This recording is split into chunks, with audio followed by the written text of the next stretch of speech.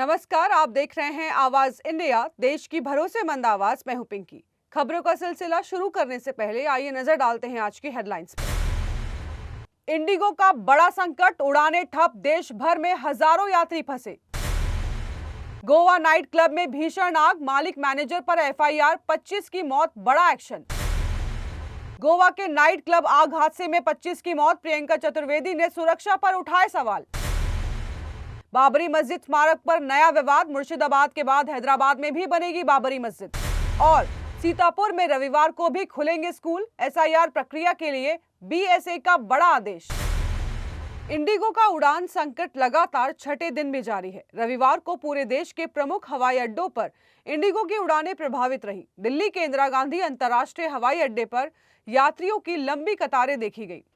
Indigo की उड़ानें देश का सबसे बड़ा एयरलाइन नेटवर्क और आज छठे दिन भी गहरी अर्थव्यवस्था और अव्यवस्था की मार झेल रहा है। दिल्ली से मुंबई तक हालात बेकाबू हैं। इंदिरा गांधी इंटरनेशनल एयरपोर्ट पर सुबह से लेकर दोपहर तक लंबी लंबी कतारें, बोर्डिंग गेट पर अटकी भीड़ और फ्लाइट इंफॉर्मेशन स्क्रीन पर एक के बाद एक रद्द रद्द रद्द। दिल्ली एयरपोर्ट पर रविवार को ही कई इंडिगो उड़ानें कैंसिल। वहीं चेन्नई में 30 से ज्यादा उड़ानें ठप। मुंबई एयरपोर्ट पर हजारों यात्री फंसे, किसी की कनेक्टिंग फ्लाइट छूट गई, किसी की इंटरनेशनल जर्नी ठप हो गई। पिछले 5 दिनों में 2000 से ज्यादा उड़ानें रद्द और सिर्फ शनिवार को ही 800 फ्लाइट कैंसिल। एक दिन पहले ये आंकड़ा 1000 से भी ऊपर था। भारत के बड़े एविएशन हब दिल्ली, बेंगलुरु और हैदराबाद तीनों पर इंडिगो का नेटवर्क जाम। ऑपरेशनल फेलियर के चलते हालात बिगड़ते जा रहे हैं और यात्री गुस्से में हैं। इस बीच सरकार ने मोर्चा संभाल लिया है। हवाई किराया पर कैप लगा दिया गया है। 500 किलोमीटर तक किराया 7,500 रुपए से ज्यादा नहीं। 500 से 1000 किलोमीटर के लिए 12,000, 1000 से 1500 किलोमीटर के लिए 15,000 और लंबी दूरी यानी कि 1500 किलोमीटर से आगे का किराया 18,000 रुपए तय। संसदीय कमेटी ने भी इंडिगो, डीजीसीए और एविएशन मिनिस्ट्री को तलब किया है और अब इंडिगो पर सरकार की सबसे बड़ी कार्रवाई। डीजीसीए ने इंडिगो के सीईओ को कारण बताओ नोटिस जारी कर 24 घंटे में जवाब मांगा है। देश की सबसे बड़ी एयरलाइन पर इतना बड़ा संकट और यात्रियों की ये मुश्किल कब खत्म होगी? एयरलाइन कब नॉर्मल ऑपरेशन में लौटेगी? ये सवाल बहुत बड़ा है और बरकरार है। गोवा से दर्दनाक और हिलाकर रख देने वाली खबर, नाइट क्लब में लगी भयावह आग ने 25 जिंदगियां निगल ली हैं। अरपोरा के मशहूर पार्टी हब बिर्च क्लब में आधी रात के बाद लगी आग भड़की ऐसी कि चीखते हुए लोग बाहर निकले और छोटे दरवाजे और भारी भीड़ के बीच कई लोग उसी सन्नाटे में, उसी धुएं में हमेशा के लिए खो गए। पहली मंजिल से उठी आग कुछ ही मिनटों में पूरे क्लब में फैल गई। पैनिक ऐसा कि लोग नीचे की तरफ भागे, लेकिन वहीं फंस गए। ज्यादातर मौतें आग से नहीं, धुएं के दम घुटने की वजह से हुई, जिनमें 4 टूरिस्ट और 14 क्लब स्टाफ शामिल है और 7 लोग अस्पताल में जिंदगी से जंग लड़ रहे हैं। लेकिन इस त्रासदी के बीच बड़ा सवाल, क्या क्लब में सेफ्टी प्रोटोकॉल का मखौल उड़ाया गया है? सरकार ने शुरुआती जांच में साफ पाया सेफ्टी नियमों का पालन नहीं हो रहा था। इसी के साथ क्लब के मालिक और मैनेजर पर एफआईआर दर्ज और मालिक को गिरफ्तार कर लिया गया है। साथ ही पूरे मामले की मजिस्ट्रेट जांच का आदेश। घटना के चश्मदीद क्लब के सिक्योरिटी गार्ड ने बताया, भीड़ बढ़ने वाली थी, डीजे और डांसर आने वाले थे, तभी आग भड़की। यानी कि हादसा कुछ ही मिनट देर होता तो मरने वालों की संख्या और भी ज्यादा हो सकती थी। मुख्यमंत्री प्रमोद सावंत ने इस घटना को अभूतपूर्व बताया है और राज्य सरकार ने हर नाइट क्लब का सुरक्षा ऑडिट करने का आदेश दिया है। वहीं प्रधानमंत्री नरेंद्र मोदी ने मृतकों के परिजन को 2 लाख और घायलों को 50,000 रुपए मुआवजे का ऐलान किया है। गोवा, जिसे पार्टी कैपिटल कहा जाता है, आज शोक में डूबा है। हंसी, रोशनी और संगीत की जगह सिर्फ जले हुए सपनों की राख बची है।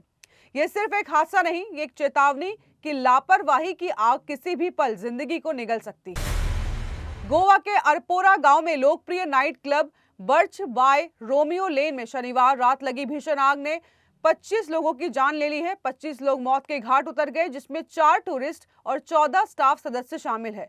हादसा सिलेंडर फटने के बाद हुआ, जबकि 7 शवों की पहचान अभी नहीं हो पाई है। 6 लोग गंभीर रूप से घायल हैं और उनका इलाज जारी है। घटना ने पूरे देश को झकझोर दिया है और सुरक्षा तैयारियों पर गंभीर सवाल खड़े कर दिए हैं। वहीं अब शिवसेना यूटीबी सांसद प्रियंका चतुर्वेदी ने हादसे पर गहरी संवेदना व्यक्त की है। उन्होंने कहा कि स्थानीय और राज्य सरकारों की लापरवाही इस त्रासदी की बड़ी वजह है। प्रियंका चतुर्वेदी ने कहा, कई क्लब और बार लाइसेंस का दुरुपयोग करते हैं और सुरक्षा उपायों के बिना चलाए जाते हैं, जो हादसे की मुख्य वजह है। उन्होंने राज्य सरकार से पीड़ित परिवारों के लिए राहत राशि, इलाज की मांग की है। इस हादसे ने यह स्पष्ट कर दिया है कि सुरक्षा प्रोटोकॉल की कमी कितनी गंभीर पड़ सकती है। नाइट क्लब पिछले साल ही खुला था और बेहद लोकप्रिय हो चुका था। प्रियंका ने भविष्य में ऐसे हादसों से बचने के लिए सख्त नियमों और सुरक्षा ऑडिट की अनिवार्यता पर जोर दिया है। मुर्शिदाबाद में नई बाबरी मस्जिद की नींव रखे जाने के बाद देश की सियासत एक बार फिर गर्मा गई है और अब विवाद की चिंगारी पश्चिम बंगाल से निकलकर सीधे तेलंगाना पहुंच गई है। हैदराबाद में तहरीक मुस्लिम शब्बन ने बड़ा ऐलान कर दिया है। ग्रेटर हैदराबाद में बनेगा बाबरी मस्जिद का स्मारक। साथ में कई कल्याणकारी संस्थाएं भी खड़ी की जाएंगी। मुश्ताक मलिक ने कहा है कि 33वीं बरसी पर हुई सार्वजनिक बैठक में यह फैसला हुआ है। यह स्मारक सिर्फ याद नहीं, सामाजिक संस्थानों का केंद्र होगा। साफ शब्दों में कहा है कि बाबर के नाम से किसी को परेशान नहीं होना चाहिए। ये सब राजनीतिक प्रचार है। बाबर ने मस्जिद बनवाई, इसका कोई प्रमाण नहीं है। इतिहास के हवाले भी दिए गए हैं। कहा गया है कि अकबर के दौर में अनुष्ठान भी होते थे, प्रार्थनाएं भी। तुलसीदास जीवित थे, रामायण में ऐसा कोई जिक्र नहीं मिलता। इधर इस ऐलान ने राजनीतिक हलकों में गहरी हलचल मचा दी है। बीजेपी ने तीखी प्रतिक्रिया देते हुए कहा है कि भारत बाबर के नाम पर किसी स्मारक को स्वीकार नहीं करेगा। पश्चिम बंगाल सरकार धार्मिक ध्रुवीकरण को बढ़ावा दे रही है। मुर्शिदाबाद में नींव रखने वाले टीएमसी विधायक हुमायूं कबीर पहले ही विवादों में हैं और अब हैदराबाद में स्मारक की घोषणा ने इस मुद्दे को नई ऊंचाइयां दे दी है। एक तरफ मुस्लिम संगठन इसे इतिहास का सम्मान बता रहा है, दूसरी तरफ विरोधी इसे देश को बांटने वाली राजनीति बता रहे हैं। लेकिन सबसे बड़ा सवाल, क्या बाबरी मस्जिद स्मारक का यह विस्तार देश में एक और सियासी भूचाल खड़ा करेगा या फिर यह सिर्फ शुरुआत है आने वाले बड़े विवादों की। वक्त हो चला है एक छोटे से ब्रेक का।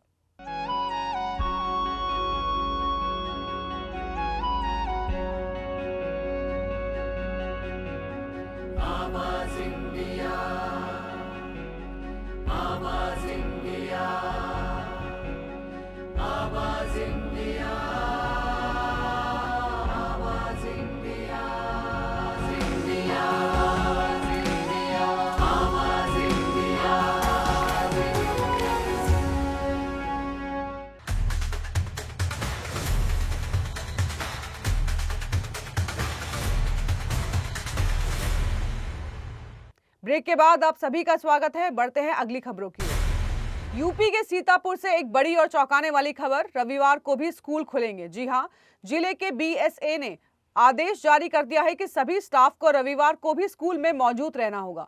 वजह एसआईआर यानी स्पेशल इंटेंसिव रिवीजन, जिसे लेकर पूरे प्रदेश में युद्ध स्तर पर काम चल रहा है।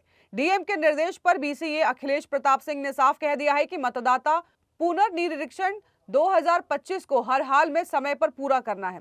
इसीलिए छुट्टी का दिन भी काम में लगेगा। हर शिक्षक, हर कर्मचारी को स्कूल पहुंचना ही होगा। यूपी बड़ा राज्य है, मतदाताओं की संख्या करोड़ों में और एसआईआर का लक्ष्य है फर्जी नाम हटाना, डुप्लीकेट वोटर साफ करना, जो लोग घर बदल चुके हैं उनकी एंट्री सही करना, 18 साल के नए वोटरों को जोड़ना और सबसे अहम बीएलओ द्वारा घर घर जाकर फिजिकल वेरिफिकेशन। देश के 12 राज्यों और केंद्र शासित प्रदेशों में ये प्रक्रिया चल रही है और राजस्थान सबसे आगे निकल चुका है। 100% डिजिटाइजेशन, 97 से ज्यादा मैपिंग पूरी, यानी एसआईआर की रफ्तार वहां सबसे तेज है। एसआईआर पूरा होने के बाद क्या बदलेगा?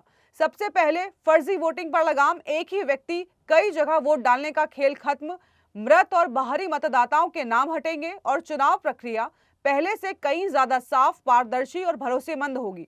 सीतापुर में रविवार को स्कूल खुलने का आदेश यही दिखाता है कि सिस्टम इस बार कोई चूक नहीं छोड़ना चाहता। मतदाता सूची साफ और सही बने, ये मिशन अब छुट्टियों की परवाह किए बिना चल रहा है। यही है एसआईआर का असली असर और यही बदलने जा रहा है देश का चुनावी चेहरा। पटना से आज एक हैरान कर देने वाली जानकारी सामने आई है। जानकारी एक ऐसी राजनीतिक हस्ती से जुड़ी है जिन पर आरोप, विवाद और सुर्खियां तीनों कभी दूर रहते ही नहीं है। हम बात कर रहे हैं आरजेडी प्रमुख लालू यादव के बड़े बेटे और पूर्व मंत्री तेज प्रताप यादव की। और इस बार मामला किसी राजनीतिक बयान या चुनावी जंग का नहीं है, बल्कि 3 साल से अधिक चले एक बिजली बिल विवाद का है। बेउर स्थित तेज प्रताप यादव के निचली बंगले पर 3.6 लाख रुपए से ज्यादा की बिजली बिल बकाया निकला, चौंकाने वाली बात है यह कि जुलाई 2022 से ये बिल जमा नहीं किया गया है। आखिरी भुगतान करीब 1,04,000 करोड़ रुपए यानी कि 2022 को जमा किया गया है।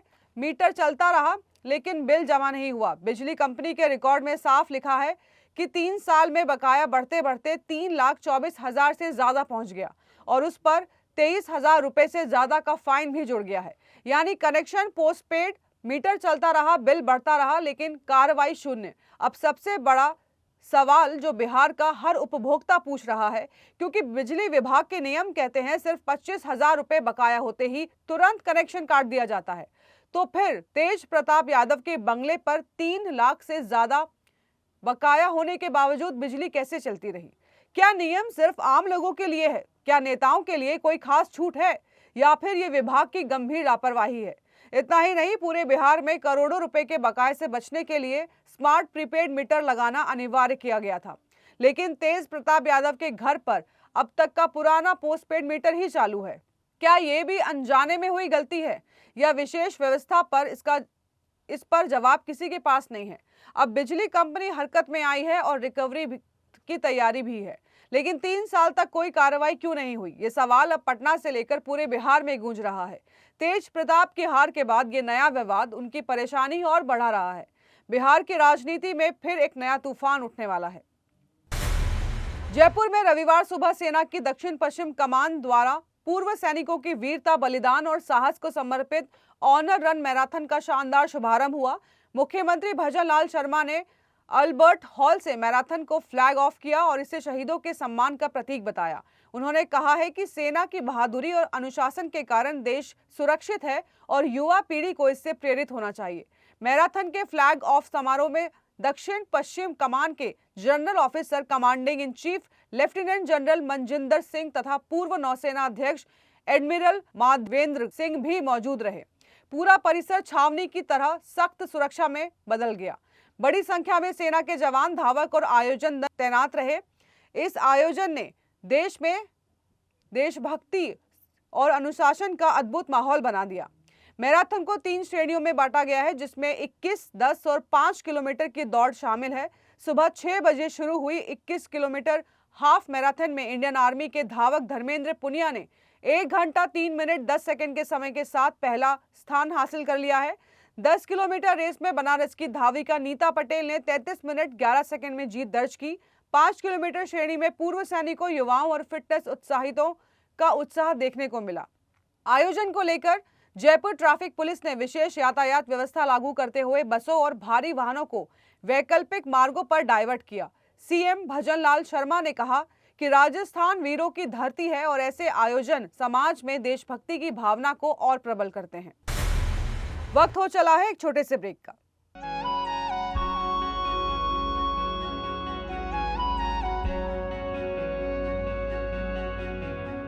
आवाज इंडिया, आवाज इंडिया, आवाज इंडिया, आवाज इंडिया, इंडिया, आवाज इंडिया।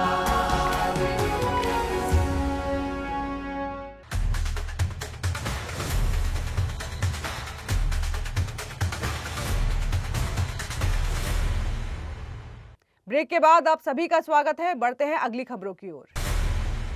जशपुर से एक दिल दहला देने वाली खबर। रविवार देर रात की वो चीख, वो टक्कर और फिर सन्नाटा। दुलदुला थाना क्षेत्र के पतरा टोली के मोड़ पर तेज रफ्तार ने 5 परिवारों की खुशियां एक ही झटके में छीन ली। एक कार अनियंत्रित, सामने से आ रहा ट्रेलर और फिर ऐसी भिड़ंत की बचना नामुमकिन। कार के परखच्चे उड़ चुके थे और अंदर बैठे 5 युवक, जिनका पूरा भविष्य अभी सामने था, मौके पर ही दम तोड़ चुके थे। ये युवक एक सांस्कृतिक कार्यक्रम देखकर घर लौट रहे थे। देर रात का समय, सुनसान सड़क और तेज रफ्तार। पतरा टोली का वही खतरनाक मोड़ जहां पहले भी हादसे हुए हैं और इस बार 5 जिंदगियां निकल गया। टक्कर की आवाज सुनकर आसपास के ग्रामीण दौड़े, लेकिन कार की हालत देखकर हर कोई थर्रा उठा। दरवाजे ऐसे जाम थे कि किसी को बाहर निकालने की कोई गुंजाइश नहीं बची। पुलिस पहुंची, क्रेन बुलाई गई और फिर शुरू हुई पहचान की दर्दनाक प्रक्रिया। घर घर मातम, परिजनों की चीखें और पूरे जशपुर में सन्नाटा। प्रारंभिक जांच कहती है कि तेज रफ्तार और रात की कम दृश्यता ने मिलकर ये मौत का जाल बुना दिया। ट्रेलर चालक से पूछताछ जारी है, लेकिन स्थानीय लोगों का गुस्सा उबल रहा है। उनकी मांग साफ, इस मोड़ पर स्पीड ब्रेकर लगे, चेतावनी बोर्ड लगे, लाइटिंग सुधारी जाए ताकि कोई और परिवार उजड़ने से बच सके। जशपुर का यह हादसा एक बार फिर याद दिलाता है कि रफ्तार कभी सिर्फ रफ्तार नहीं होती, ये एक चूक में जिंदगी खत्म कर देती है। 5 युवा, 5 सपने एक लम्हे में हमेशा के लिए खत्म हो गए। लोग मोमबत्तियां जलाकर उन्हें श्रद्धांजलि दे रहे हैं और सवाल वही कि कब तक तेज रफ्तार मासूम जिंदगियां तोड़ती रहेगी। हैदराबाद में शनिवार को Indian super cross racing league के दूसरे सीजन में उद्घाटन के दौरान बच्चों के बीच बॉलीवुड सुपरस्टार सलमान खान की उपस्थिति ने माहौल को खुशनुमा बना दिया। बच्चों से मिलने, हाथ मिलाने और गले लगाने के लिए सलमान ने खास समय निकाला। उन्होंने एक एक बच्चे के साथ फोटो खिंचवाई और उन्हें दुआएं भी दी। बच्चों की खुशी और उत्साह देखते ही बन रहा था। सोशल मीडिया पर इस प्यारे पल का वीडियो तेजी से वायरल हो रहा है और फैंस के दिलों में मिठास घोल रहा है। इस कार्यक्रम में सलमान की सरलता और बच्चों के प्रति स्नेह साफ झलक उठा। वर्क फ्रंट की बात करें तो सलमान खान इस समय अपनी आने वाली film war film battle of Galwan में व्यस्त और साथ ही बिग बॉस सीजन 19 को होस्ट कर रहे हैं। इसके अलावा उनकी और फिल्म टाइगर वर्सेस पठान की चर्चा भी जोरों पर है, जिसका फैंस बेसब्री से इंतजार कर रहे हैं। बच्चों के साथ बिताए ये लम्हे उनके स्नेहपूर्ण व्यक्तित्व को दर्शाते हैं। इस मुलाकात ने दर्शकों और फैंस दोनों के लिए एक यादगार पल बना दिया। दक्षिण अफ्रीका के खिलाफ वनडे सीरीज जीत के बाद भारतीय टीम के हेड कोच गौतम गंभीर ने प्रेस कॉन्फ्रेंस में अपनी नाराजगी जाहिर की। उन्होंने कहा कि क्रिकेट से जुड़े न होने वाले लोग टीम के कामकाज में अनावश्यक टिप्पणियां कर रहे हैं। गंभीर का इशारा दिल्ली कैपिटल्स के को ओनर पार्थ जिंदल की ओर माना जा रहा है, जिन्होंने टेस्ट सीरीज हार के बाद स्लिप कोचिंग के बारे में पोस्ट किया था। गंभीर ने कहा है कि जब हम किसी के डोमेन में नहीं जाते तो उन्हें हमारे डोमेन में आने का कोई अधिकार नहीं है। यह बयान हेड कोच के गंभीर रुख और टीम की रणनीति पर असर डालने वाले सुझावों के प्रति प्रतिक्रिया माना जा रहा है। उनका टोन प्रेस कॉन्फ्रेंस में कड़ा और निर्णायक रहा। आपको बता दें कि पार्थ जिंदल ने टेस्ट सीरीज में मिली हार के बाद अपने सोशल मीडिया पोस्ट में टीम की कमजोर प्रदर्शन और रेड बॉल फॉर्मेट के लिए स्पेशलिस्ट कोच की जरूरत पर सवाल उठाया था। उन्होंने लिखा कि टीम की ताकत को सही तरीके से उपयोग नहीं किया गया है। अब समय आ गया है कि टेस्ट क्रिकेट के लिए विशेषज्ञ रेड बॉल कोच नियुक्त किए। गंभीर ने इस टिप्पणी को सीधे तौर पर संबोधित नहीं किया, लेकिन साफ संदेश दिया है कि आईपीएल मालिकों और बाहरी लोगों को टीम के फैसलों में दखल नहीं देना चाहिए। यह विवाद क्रिकेट फैंस और विशेषज्ञों के बीच चर्चा का विषय बन गया है। गंभीर की प्रतिक्रिया ने टीम की रणनीति पर किसी बाहरी दबाव के बिना काम करने की प्रतिबद्धता दिखाई दी है। तो देश और दुनिया की खबरों में फिलहाल के लिए इतना ही। जुड़े रहिए आवाज इंडिया के साथ, जल्द होगी मुलाकात। तब तक के लिए नमस्कार। आवाज इंडिया।